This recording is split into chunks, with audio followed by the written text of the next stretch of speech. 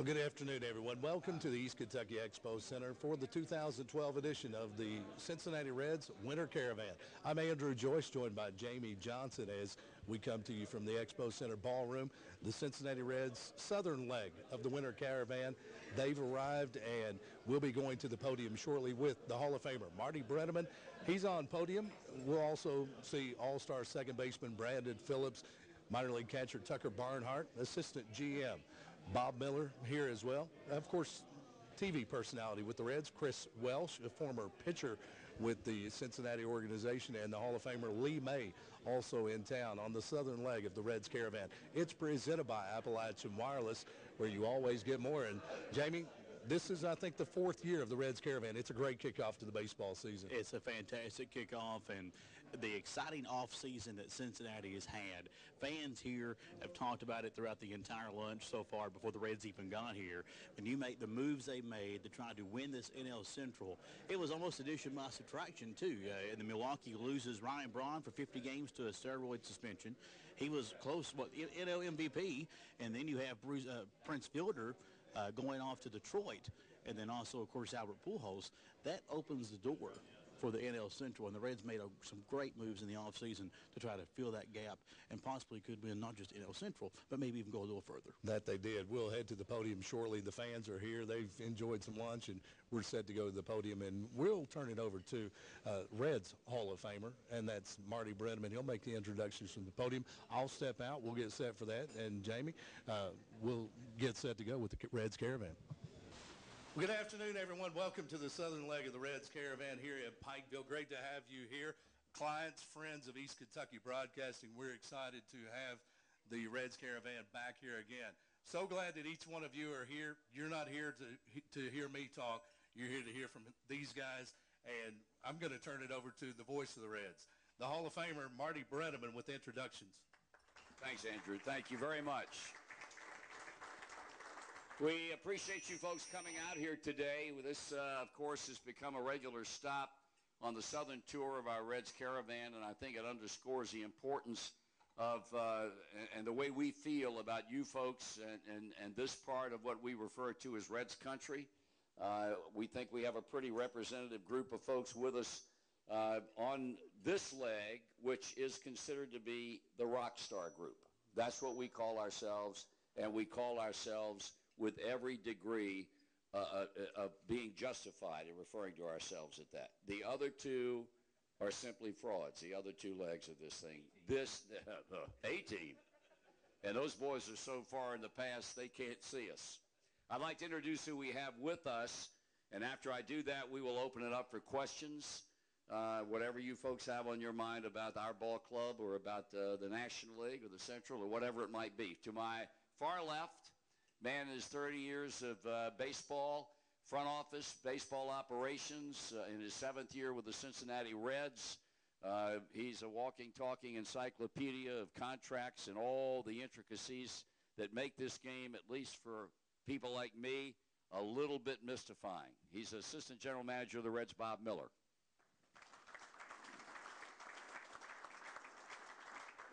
Next to Bob, his 20th year as a Reds analyst on the Reds television network, a former Reds pitcher along with a number of other ball clubs. He has certainly gained wide notoriety with or without the mustache. Former Reds left-hander Chris Welsh. To my far right, he was known in his playing days as the Big Bopper. We call him Mo. He hit a lot of home runs, drove in a lot of runs in his big league career with the Reds for many years, and then the Astros and the Orioles and the Kansas City Royals, Lee May.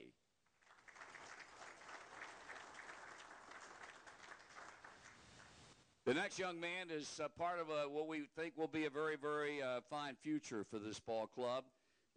He's from Indianapolis originally, has made his home in Brownsburg, Indiana. In all of minor league baseball in 2011, he was awarded the Rawlings Gold Glove for defensive excellence for catchers in the minor leagues. He performed extremely well at Dayton. He's a switch hitter, and his name is Tucker Barnhart.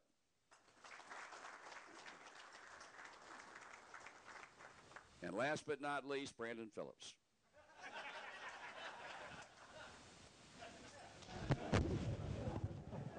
talk about the Gold Gloves and the Silver Slugger Awards and the All-Star Game appearances. He is just simply the best second baseman in our league, and we're glad to have him with us today. Having said that, and without further ado, we will open it up for questions. Just raise your hand, and whoever you might want to direct the question to, we will do our best to answer it properly and to make you happy with the answer. We've got microphones on each end of the, just give us a shout, give us a hand, we'll find you. Danny Van Hoos, Marketing Director, Appalachian Wireless, presenting sponsor of Reds Baseball on East Kentucky Broadcasting. You can go on and on if you like, but what is, in your opinion, the biggest acquisition during the off season that'll make the most impact on the field? You know, that's a good question. That's the first time anybody's ever asked us that since we've been on this tour that started as long ago as yesterday morning. I don't know. That's, I would defer. I'll defer to Bob Miller. Bob may have an opinion about that. I would say Matt Latos, but I'm not sure. Gives us another stopper up at the top of the rotation and team him up with Cueto, and hopefully we won't have a lot of long losing streaks during the season with those two guys going every fifth day. But all the acquisitions this club made, I don't know of another team in our league that's better addressed the needs of a club than what our people have done. I mean, from Latos to Sean Marshall to Ryan Madsen to Ryan Ludwig, I think our club's hit a grand slam with everybody that they've brought on board for 2012. This is a much better baseball team now than it was at the end of the season last year, I think. Question? Well, it gives me an opportunity to recognize and acknowledge the man who was the NAI National Coach of the Year, Kelly Wells, coach of the national champion Pikeville Bears. Coach, nice to have you with us. Congratulations. Great job. Marty, I have a couple of questions, Marty, in the back. Yes, sir. All the way back here. Two questions. One, how is the health of the third baseman, Scott Rowland? And the second question would be for Brandon Phillips. Seems like every week that he went out, he saw a different shortstop beside of him. What about that position, consistency, and who may have the lead on that? Bob, how about answering this question about Scott Rowland first? His health. He got operated on him last year at the other season. He's told us he feels better than he has in 6-7 years. He's told us he's 100% healthy, and we're hoping to see him in his 2010 shape and help us win the Central again. All right, let me have that. We just pass this around. Brandon? That's a good idea. I didn't think about that. So basically your question was who I think is going to play shortstop next to me? That's what you're asking me? That and the effect of the consistency of having the same person with you day in and day out. I mean, 2012, I think that Zach Kozar, he's going to be a starting shortstop. I'm looking forward to playing next to him more than games we played this past year. It's hard. It's different, but all you got to do is just take a – what the freak you doing, man? I mean, all you got to do is just really just see where the person likes the ball and just go out there and just take batting practice with them and, just take ground balls, just go out there and, just act around, just see what he likes and see what I like and, we just bond, I mean, I just feel like that if you could play shortstop and you have a guy like me playing second, I feel like that it's just much easier for you to get adjusted to. Yeah, I patted myself on the back. Next question. Next question. Yes, sir. Come. Here we go, playing the best impersonation of Phil Donahue. And nice job. The only question I would have is leadoff hitter seems to be the biggest and really the only left question mark in my mind. Brandon, I agree that Brandon is probably the best leadoff hitter on the team. Is Drew Stubbs going to get another shot, or are we going to make him bunt every time? Or That was tough. Dang. I mean, I think the question All may be, indications are that when spring training begins, he will be the leadoff hitter. and how does Brandon Phillips feel about that? I'm still laughing at homeboy right here. He laughed at his own joke, man. I thought that was pretty funny. It was pretty good. My bad. What'd you say? How does Brandon Phillips feel about being in the about leadoff it. spot? I feel good about it. I'd rather hit there than anywhere else in the order. You know, I mean, I felt comfortable hitting leadoff. You know, it's just all about the team. You know, I mean, hitting leadoff, I felt much more comfortable, and I felt like I could use all my tools hitting leadoff. So I'm looking forward to it. Question? Don't be shy. You're not just here to eat. That's correct. What about left field? Are y'all going to try to plan a platoon that position, or what's solid out there? Bob?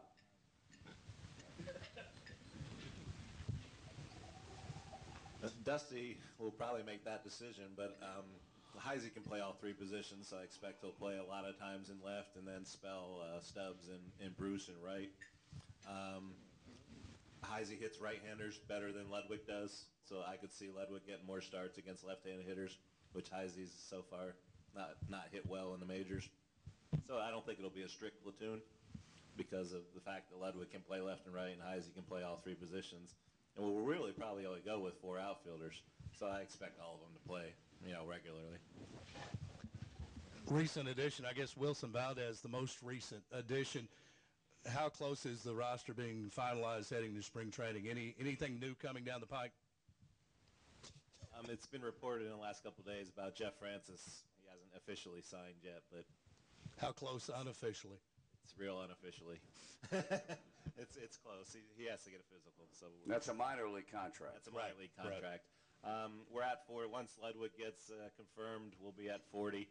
I don't see us making any more moves, but we are still investigating everybody that's still out there, whether they'll take minor league deals or whether we can fit them into our major league budget. So maybe we'll surprise you in the next couple of days. If not, we're just going to keep working at it and bringing as much depth to spring training as we possibly can.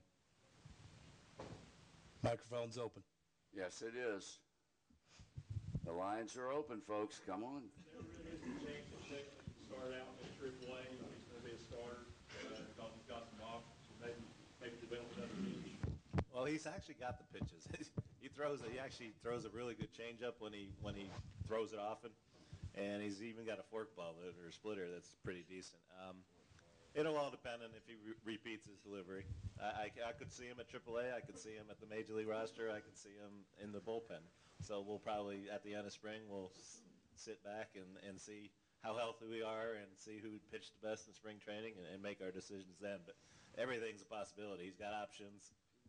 Hopefully he'll be number 1 starter some days. So if he takes off and makes our team as a starter, good for us. And, you know, depending on how the health of our relievers are and everything, if we need him in the pen, he can always go back there. But we are grooming him to be a starter. I'd like to address this question to Brandon and the catcher, Barnhart. How much importance do y'all place on spring training?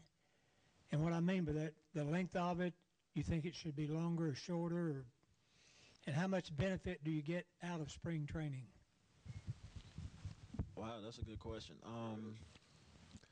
I really think that spring training should be shorter. You know what I'm saying? To me, I really think that. I just work out. I work out real hard during the off season to really prepare myself. I just feel like that spring training is basically just to get your timing, just to see the pitchers. You know what I'm saying? Just get back in the baseball mood. I mean, that's how I look at it. And it really helps me a lot. Just basically going to the season, and you can't just go into the season not seeing any live pitching or taking balls off the bat. And I mean, I really feel like spring training is very important. So a lot of people use spring training as, different, but I use it as, trying to just get back in the rhythm. Try to take as many pitches, see the ball and track it. And then when the season starts, it's all about competing. Tucker? Brandon brought up a good point just about getting in a rhythm. I think for me, especially as a catcher, just seeing pitchers. I mean, living in Indiana and everything, I don't get outside, so seeing balls outside, catching pitchers outside, it's a whole different thing. So basically, just get in a rhythm, see live pitching and everything. I mean, you go to spring training in shape, and so you're not necessarily trying to get in shape when you do go out there. But Brandon made a good point just about getting in a rhythm. Next. Here we go. Yeah, we're warming up. Can we comment on the contract situation with Brandon to keep him a Red for the rest of his career? Brandon, you want to comment on your contract keeping you a Red for the rest of your career? Bob? Brandon deferred to Bob. Bob deferred to Joe Genser. Bob? I've said it. We've had this question in other spots that we've been at. Talk in the microphone. Thank you. We are still in talks. Again, one of the things we're trying to do is get a winning tradition. We're trying to get win again this year and hopefully next year and build up our attendance, as we're faced with competing with St. Louis and Milwaukee, who both draw over 3 million people, and we drew about 2.1 last year. So that's given them 25. They both have payrolls over 100 million, and ours is in the 70 range. We'd love to keep Joey. We'd love to keep Brandon. We'd love to keep everybody that we have that'll help us win the team, but it's not always feasible. So we'll keep working, and hopefully Brandon will be with us for a long time. Question here. This is for Mr. May. There's an old friend of yours, Al McBean. What kind of pitcher did you think he was in the day? Evan McBean was one of the toughest pitchers in the National League. Now, he wasn't the best because he was competing with Drysdale, Koufax, Bob Gibson, and a lot of other guys that... Sandy Koufax. Sandy Koufax. Oh, I had to mention him because I think I got one hit off him in my lifetime. But I had a chance with Sandy because Sandy threw fastballs. Although it was probably 100 miles an hour, he still threw fastballs. I was a fastball hitter. And he didn't give me... McBean gave me problem because he threw so many pitches. Every pitch looked like the same until it got to home plate. It would break away from me, would break into me, it would sink, it would rise. And he always had... I could never pick him up. I could know where the ball was coming from. He almost turned like T. He almost turned his back, and it had different arm deliveries, so I could never track the ball. So Al gave me a lot of problems, and I have to admit and really just give in to that the guy got me out. Let's put it like that. Al McBean stunk. Well, he would say that because he never faced him. He stunk. For Hall of Fame, ask him how many home runs he got. There's a story behind that question. Believe me. And I had nothing to do with that before you get on the bus and start accusing me of planting the question. I had nothing to do with that. We've got a question here. Yes, you did. You planted the seed. No, I didn't. You're a conspirator. I am a conspirator. There's no question about that. Well, there's no doubt in anybody else's mind either. All right, you're dead right there, Jack. Yeah. Or Lee. Well, that was a cap. How many guys in the league you couldn't hit?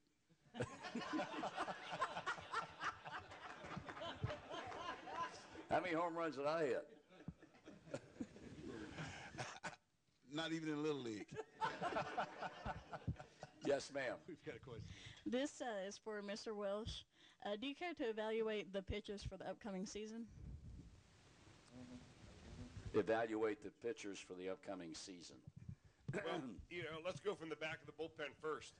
I think that was one of the things that you asked who the biggest acquisition was. I would have to put Brian Madsen right there with Latos. To have a guy be able to close the game along with Sean Marshall, maybe one of the better left-handers in the league. And I believe the Reds already had one of the best left-handers around, and Bill Bray.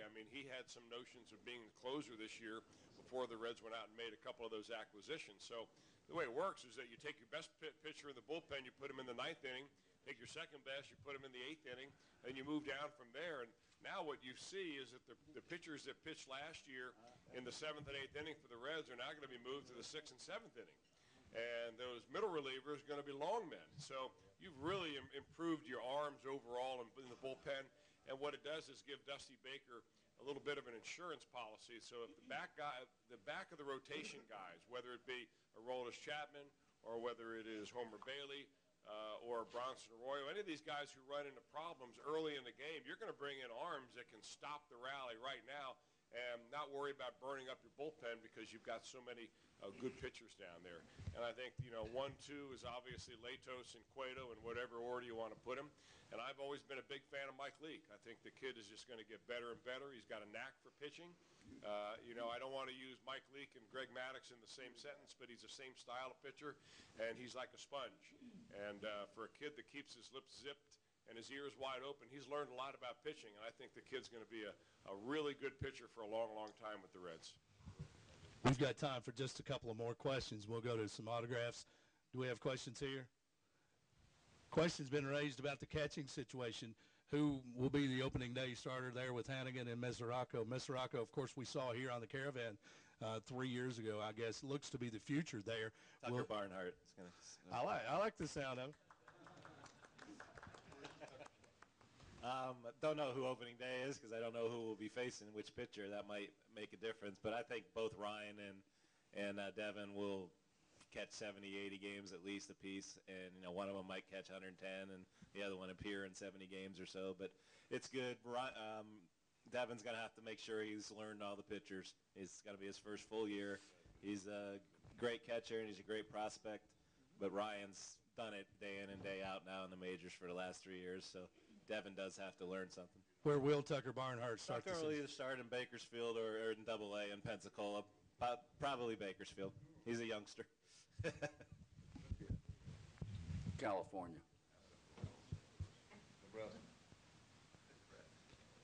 Couple of rumors that there's still a pitcher out there on the market, Roy Oswalt.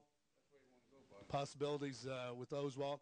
Any talks? We've had discussions with him, and we've also talked about Jackson too. So there's two real decent pitchers, unless they got signed this morning while I was on the bus. But need Mr. Castellini to open the checkbook? We're trying. We get creative with his money, so we keep spreading it around and pushing it back, and we actually got to have dinner with him tonight. So, Mr. Castellini, so we're going to bend his ear a little. Radio people like creativity. Any other questions? Yeah, where's Bakersfield? You want to go there because you got relatives in Bakersfield. Just killing me, completely killing me all day, every day. I've got one last question. This one wasn't staged. It's for Lee May, and it's a true question. Lee, who was the best baseball player that, in your opinion, you ever played against or you saw in the major leagues? Well, I played against a lot of great ball players, against Mays, and I thought when Cesar Cedeno first came up, I thought he would really star, but he kind of fell off the trail a little bit. But I have to say, Roberto Clemente always impressed me with his arm, with his outfield ability, his base runner. He's the best base runner I've ever seen. And, I mean, this guy played every game at 110%. You know, he had several ways to beat you. He could beat you with his legs, his glove, his arm, and he was one of the best hitters. You know, we really learned just about before he passed how to get him out. The guys would try to throw the ball up and away from Clemente, and he hit a home run in right field. They pitched him up and in. He hit the home run in left field. But we noticed whenever you threw a ball right down the middle of the plate, he took it. Now, he stood off the plate and used a big bat. He used about a 38, 40-ounce bat. But he had a tendency not to swing at balls right down the middle of the plate. So that's how we eventually got him out. But he was the best bad ball hitter I have ever seen, and hit 300 and hit home runs. And he's the type of guy that you want on your ball club. You forgot to mention Ty Cobb. I never played against Ty, did you? Really? I thought you did. Did you? No, Look, Marty, I'm not like you. I don't talk about stuff I don't know. See, why you talk about guys, you talk about guys when they play, you were down in Memphis. You were broadcasting the Memphis Chicks or something. That was Norfolk, Virginia. Yeah, Norfolk, Virginia. Yeah, the Norfolk Clowns. And I was watching these ball players. I don't talk about anybody I haven't seen. He asked me who's the best ball player. I played against who I've seen. I played against Ty Cobb. If I was that old, Marty, you know what I do. I do. You don't really want to know. All right, we're done, Andrew. We're done. Thanks so much. Thank you. Great job, guys.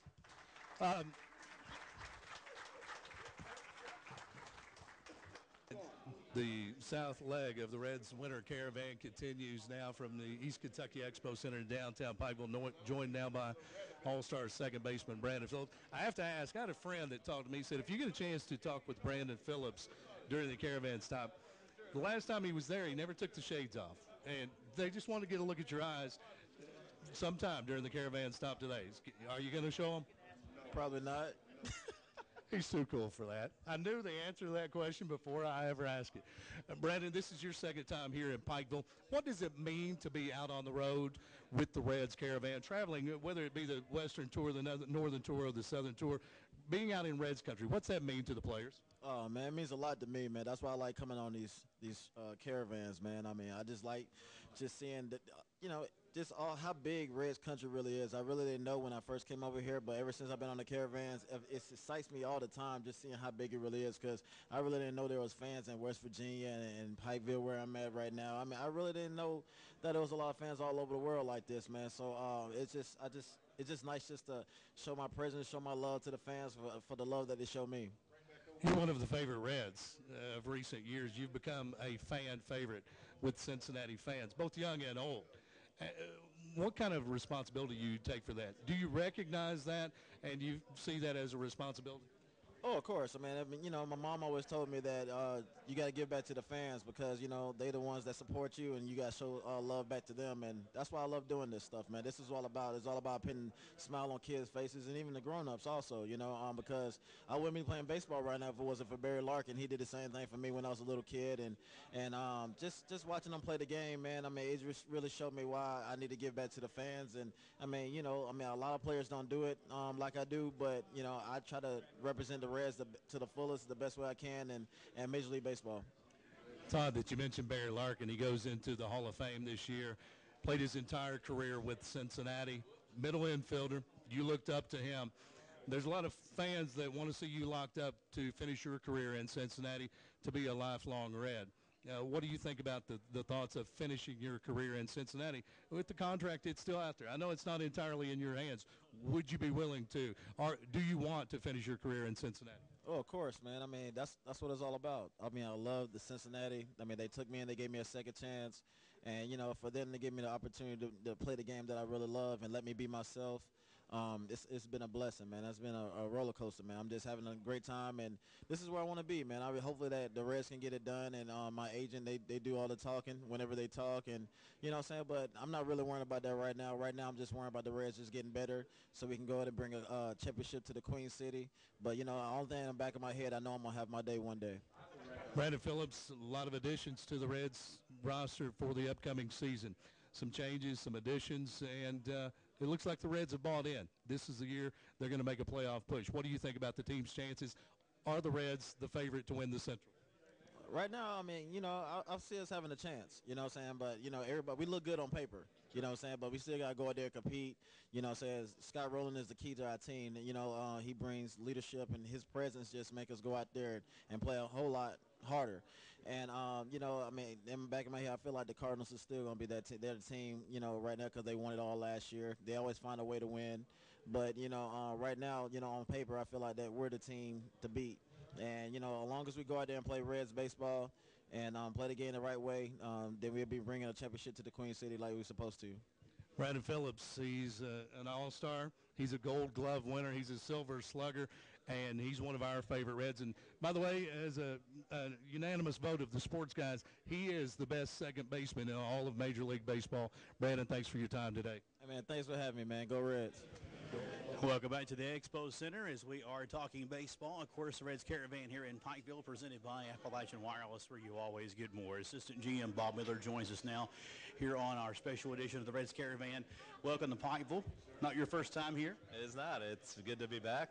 Enjoyed my visit here a couple of years ago on the tour, and always loved the basketball arena there. Well, I think Brandon Phillips came before with you guys, and we had to keep him off the court, if I'm not mistaken.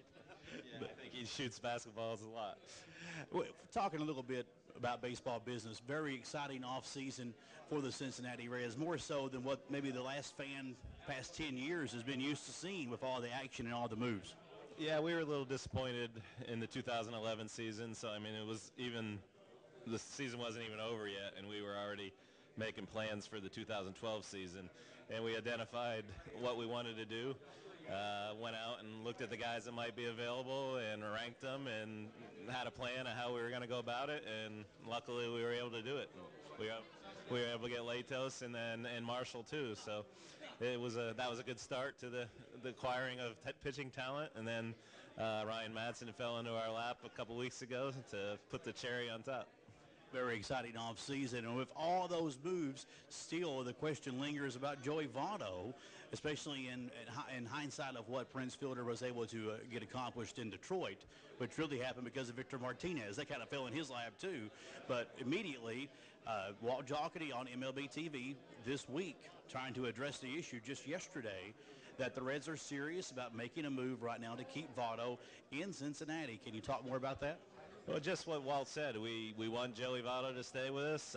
We do have him signed for 2 more years, so we've got a little time to get something done, but I expect we'll address it here shortly and see if we can get something done. If it doesn't get done right away, maybe in the off season next year. But the Fielder signing didn't help us, that's for sure. But hopefully Joey wants to stay a Red, and maybe we go deep into the playoffs or win the World Series this year, and that'll help us both financially able to keep him and maybe his desire to stay a Red.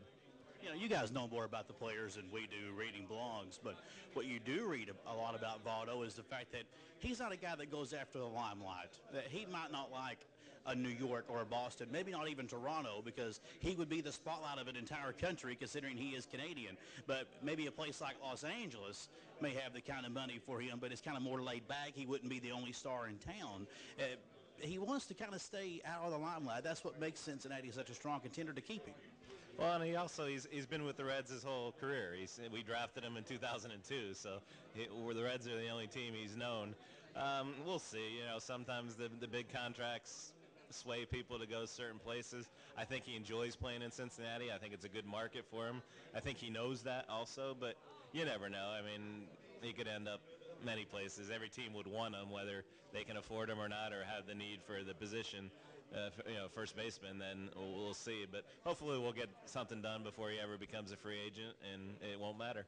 Going back to Winterfest just in December in Cincinnati, Yonder Alonso was there. He was addressed a lot of times about whether he would be a Red or not. How tough was it to part ways with him to get Matt Latos from San Diego? Well, it's always tough to part with good players, and we did. We parted with a bunch of good players on that one. But you have to give up talent to get talent, and we feel that Latos has a real good chance of being a number 1 or number 2 starter. He just turned 24. He's already got 2 years in the majors, and one of the things we looked at was he actually performed better outside of Petco than he did inside of Petco, which everybody when we got him said, oh, he went from Petco, he's going to Great American. His numbers are going to go up. Well, that's not necessarily the case. We also have a better defense than they do, so that should help him. But he's a power pitcher. He's got a dominating slider that few people can hit. And I just think he's going to mesh well with our team and our fans and our defense. You know, people have paid a lot of attention to the major moves of Madsen and Latos and even Ryan Ludwig here of recent.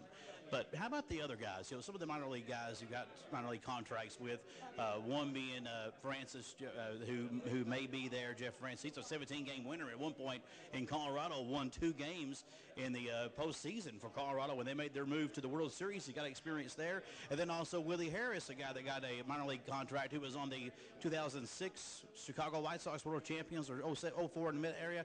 The experience, the guys that you're bringing in with minor league contracts, I mean, these guys have been winners on other clubs, and I mean championship winners. Yeah, and certainly, I mean, I think it'll even help us as soon as spring training.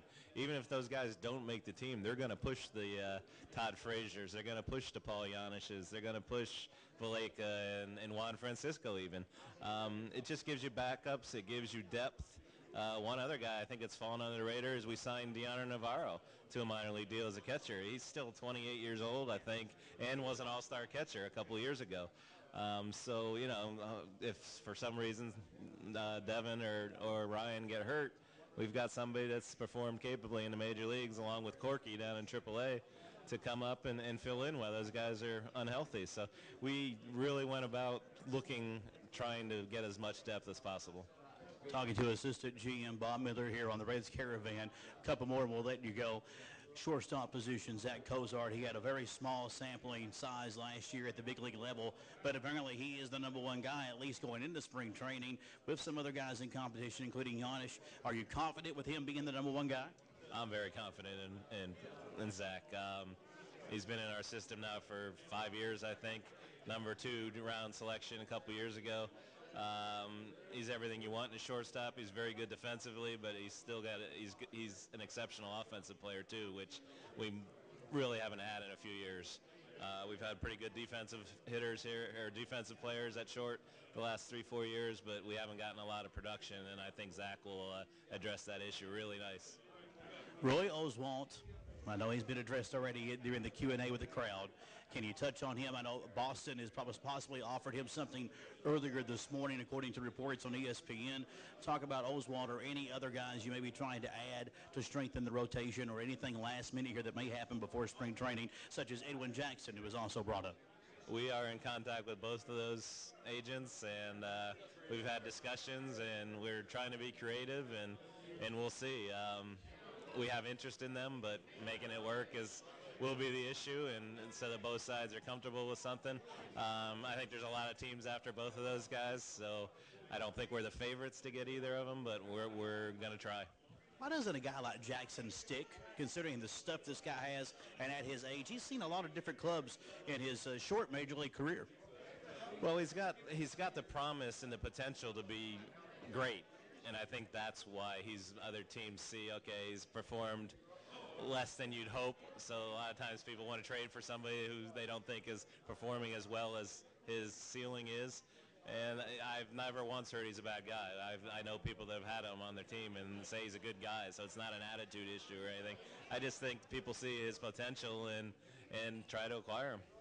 Talking very warmly about Edwin Jackson. One more question, and I will let you go. I know he's been a busy offseason, but have you seen Moneyball? I have not. And I probably never will. Most of the people. Why?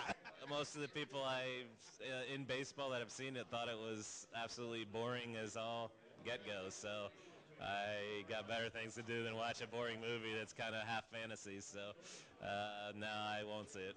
Hey, he's not won a title yet. It ain't worked yet, has it? I don't understand why it's winning the titles. Like I said, everybody I know that's seen it said it was kind of boring. So whatever. Bob Miller, assistant GM with the Reds. Thanks for being such a good sport. Thank you. It's the 2012 kickoff to Major League Baseball here at the Expo Center, presented by Appalachian Wireless, our friends, where you always get more. And joined now by the Hall of Famer. He's the voice of the Reds, and folks throughout Reds country have grown up with Marty Brennaman in the radio booth. And Marty, first question is, somebody asked me, they said, Marty's coming. We've got to find out how long he's going to keep doing this. Well, that's a good question, and I've been asked that a number of times. When you've been around as long as I have, and you get to the age that I'm approaching, which is 70 in July, people naturally ask the question. You know, I still enjoy it. I love going to the ballpark. I go far earlier than I have to go every day when the season's in progress because I love being down there. I would say, all things being equal, and my health continues to be good, which it is, I would say 5 more years, and then I would take take stock of myself and my situation and decide what I want to do. I'm lucky because I'm allowed games off during the season now. I'm going to probably miss about 22 to 25 games in 2012, and that really helps me. I mean, not so much physically do I get tired. I get more mentally tired than anything else, and getting time off really is the greatest thing in the world for me. It's a grind. I don't think folks realize that what a 162-game schedule is like, not just for the players, but in the broadcast booth as well. The one thing, Andrew, we're fortunate. We, like all the rest of the teams in baseball now, charter everywhere we go. I think back to the days, and it really wasn't that long ago, maybe 15, 18 years ago, when we took commercial flights. How in the world we got from point A to point B, I don't know sometime. But in the last number of years, we've charted everywhere, and that really makes it a whole lot easier. The Reds seem to have bought in. 2012's the season that they're going to make a push for it. They're serious about winning the Central this year. Do you like the moves that have been made? Does there seem to be a move that still needs to be done? Well, I like every move the club has made. I don't think there's been a team that's more adequately addressed the needs of that particular ball club than what Walt Jocketty and Bob Miller and all the rest of the baseball people have done. Every move for me has been made to make this a better team, and it's a far better team now than it was the team that ended the 2011 season. Does it need to do anything else? I don't know that there's any need to do anything major. They added this veteran infielder, Wilson Valdez, a few days ago in a trade with the Philadelphia Phillies. He would seem to be the guy that will back up young Zach Cozart at shortstop.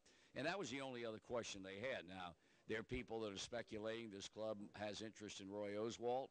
I know there have been conversations between our people and his people, but it comes down to a matter of dollars. This club has spent a lot of money this winter, and they got a lot of money to pay out with guys that are going to be coming back, like Votto and like Phillips and like a lot of other guys. So I don't anticipate this team doing anything else.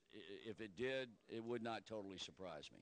What about in the radio booth? I know you and the Cowboy have a great relationship, and we hear that here in Reds country. Talk about the radio booth, the changes recently with the Cowboy joining the team. Well, the one thing people can look forward to, I know I'm going to look forward to it in 2012, is that Tom and I, my son, will be doing 10 or more games together on the radio. He did not do any games last season. He was so wrapped up in TV, and this organization got a lot of comment from people. They wanted Tom and I to work together, and the club heard those requests, and so he and I are going to be doing a minimum of 10 games together during the course of the year. Everything else will be pretty much the same. Brantley and Jim Kelch, who will be entering his third year and did such a great job, has done such a great job for us since coming up as a broadcaster with our AAA club in Louisville. But other than the fact that Tom will have a greater presence in the radio booth, there won't be any other changes made. Jeff and I, we have a great time on the radio. I mean, it's almost like it was when Joe and I were together for 31 years, and that's a nice thing. That's a good thing. And we don't know what's going to happen from night to night or what we're going to talk about when it's not baseball, but we have a great time in the radio booth. And those of us that are listening back in Reds country, we never know what's coming next either, Marty. No, well, that's one of the neat things. I've often said that if there is one major difference between our broadcasts and the broadcasts of other clubs in baseball, is that we don't take this that seriously. Naturally, we want this club to win. It makes our jobs easier. But, hey, at the end of the day, it's not the most important thing in the world. We have more pressing issues that deal with the economy and with fans and with people working. And so if we can inject a level of humor that deals with something completely outside of the game of baseball, we think that's a good thing. And in that respect, I don't think our broadcast will ever change.